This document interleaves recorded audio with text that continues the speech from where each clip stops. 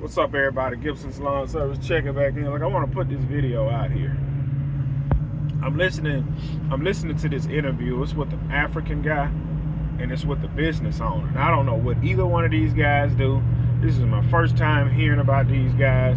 I found them scrolling through TikTok. I said, man, that'd be an interesting video to listen to while I work today. But when I ran across the clip, when I first seen the clip, what the guy said is, he said when some people create a business, they're really creating a job. He said because they would want to make six figures. He said, but they don't understand what it takes to make six figures. He said because six figures is different in your business versus six figures on the job. Now, they will not equate. I'm gonna give you just an example. If I'm making $100,000 working for myself, or if I'm making $100,000 going to a job, the job gonna give me 2 weeks vacation. The job gonna give me a retirement. The job gonna give me insurance. Your business isn't. And so he was like, well, how do you make it through that threshold? He said, sell more work, hire more people. And so I'm listening to the interview now. And what it's showing me is that you ask yourself, how do some people become millionaire business owners and some don't? Was they born with a certain quality or a certain gift? And the truth of the matter is, they just want it more than everybody else. Because this guy has 3 brothers, same mother, same father, same home, same struggles. He's the only one that became a millionaire. And like he said, I just wanted it more. And he was saying how he was working for this company, giving them ideas, making the company millions of dollars. He said, and at the same time, I had a good salary, 6-figure salary. He said, but I realized, like, man, I can be making this on my own. And the guy asked him, he said, man, well, what kept you motivated? What kept you pushing forward? He said, well, the fact I had a wife and kids. He said, I didn't quit my day job just because I had an idea. He said, I kept the day job because I knew the day job would keep the lights on, and then I could start on building my business. And I stopped it right there to make this video. And listen, it takes a certain kind of man or woman. I'm going to just use a man as preference because men are kind of the sole providers in relationships. Not all the time, but the majority. It takes a certain type of man to walk away from a job that's providing for him and for his family. Like, you really have to have a pair on you to walk away from a job that's feeding you and your family with benefits to say, I'm gonna go do it on my own.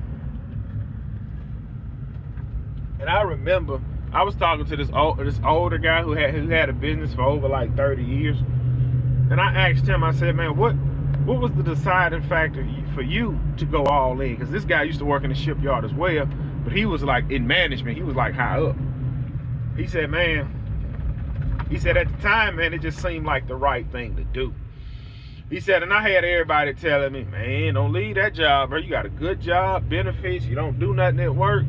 He said, yeah, but I just really feel like I need to do this because this right here would set me up a little bit better than this job would. And you fast forward, this dude's 70 years old, raised his family, paid his house off, driving a decent vehicle. He getting his his Social Security and all that. He made it in a sense. And I asked him, I said, looking back, do you think you made the best decision? He said, I did. He said, I did because I know where I would have landed on that job. I know how it would have ended. He said, but this right here, this was a bittersweet ending. I said, well, what you mean? He said, because in your business, you only get the results of the hard work you put in. He said, so if I was lazy, but then, hey, I didn't make a profit. He said, but if I was willing to work, if I was willing to grind, if I was willing to lay it all on the line, my profit margins was huge. He said, and I will say, I lived. He said, man, I was able to buy a condo out of town. He said, my wife never worked, raised all our kids. And our kids went on to do whatever it is they do. He said, I did my part, I did my job. He said, and if I can go back, yes, I would have done the same thing. And just talking to him and sitting back, realizing for a man to walk away from a stable job and he have a family, that man has a pair on. And you can't, and listen, some people pick it up slower than others. And I gotta admit it, I am a slow learner. So now that I finally have it, I look back and say, man, I should have been further along. And remember, comparison is the thief of joy. Because if you compare somebody, like I said before, this is my 11th year in business. Man, bro, you 11th year, you still in the truck by yourself? Yes, because the first 5 years was nothing but loss. 5 years of losses. I didn't know what I was doing because my first 5 years, I was just trying to make a few extra dollars. I wasn't trying to start a business. Nothing but houses going up. Nothing but houses going up. Nothing but houses going up. I tried to buy that empty lot right there, that little small section, to put me a shop on it. They said, nope, it's not for commercial use. You have to build a living structure before you can build any kind of workspace. Yeah, that's not gonna happen. So honestly, I'm always probably had to just work out my house, because at this point, I'm not spending $100,000 for a lot. So that's honest. That's just a never happen. I'm gonna always work out my house, but probably never own a shop, which I'm fine with that, unless I buy a house with enough property to go up with a shop. But I'm not trying to start over. So worst case scenario, I rent me a storage and just park my dump trailer in my backup truck, which I'm in my dump trailer and I'm in my backup truck. I can get me a little parking spot for like $100 a month to get this from around my house. But I don't care. I'm in the journey right now. I'm in the journey. So woke up with a migraine. I actually had a migraine. I ain't gonna say it's a migraine, it's a headache. I'm gonna be honest, I don't get headaches. Had a headache started last night while I was at work, so I just kind of took it easy last night. Figured when I normally, if I have a headache, when I go to sleep, wake up, the headache gone. I probably didn't get enough sleep, but waking up today, still got the same doggone headache. So it is what it is. About to pull up on this leaf removal job, knock this job out and get on down. And this guy actually told me when I went and met him. He said, man, he said, I got one of your he said, I got one of your flyers in the mail. I said, oh, from last year? He said, yeah, I got a flyer in the mail from last year. He said, then I went on your website, looked at your website. He said, then I went to your Google page, seen all the reviews, and I said, man, this is my guy. I said, yeah, man, you know, we try. One thing I can say about this company, I'm behind this company truck. I'm not gonna show his truck, but that guy always keep his trucks clean. He has a tree company. He always keep all of his work trucks clean. They're all white trucks. He keeps them clean. And that's one of the things I want to start doing, is keeping my truck and trailer on the outside clean as well as on the inside.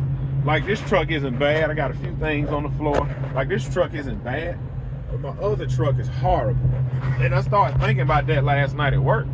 Like, man, you know, God is blessing you with a lot of God is blessing you with this stuff. You need to take care of it.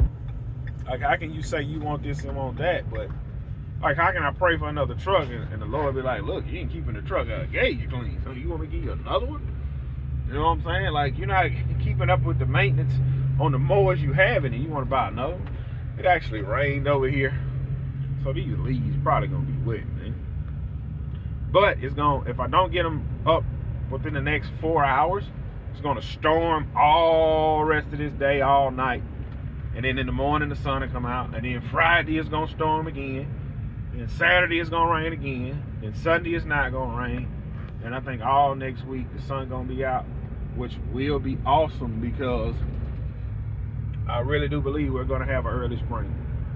So if it go ahead and pour down tonight, pour down Friday and Saturday, man, next week it get up in the 70s like it's supposed to, grass jumping out the ground. So that's what it is. Pull up on this property, get y'all on the next one.